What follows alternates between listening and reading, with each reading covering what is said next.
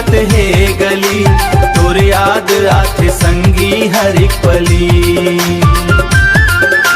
बादर के छाँव में सपना साथ आजा से कोना सजा, आजा मोर संगवारी माया के बरसा। रिम झिम पानी झरे, मोर मन तोर नाव पुकारे।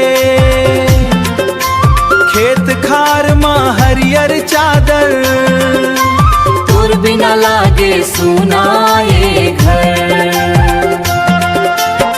नदिया के धारा गुनगुन गावे, मोर दिल के बात सुनावे सुनावे।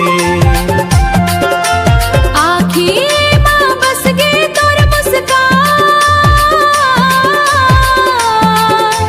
कैच हंस मोर जिंदगी के जान। बरसत है पानी भींजत है गली, तोर याद आथे संगी हर एक पली।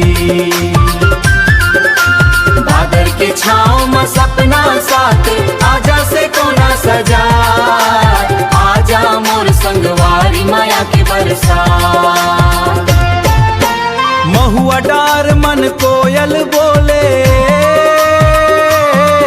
मोर मन तोर संग डोले।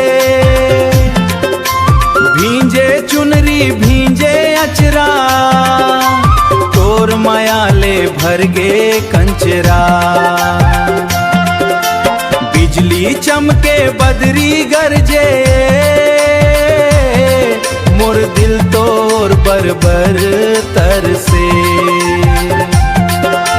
संगी आके हाथ ला धर ले रे, मोर सपना ला सच कर दे। बरसा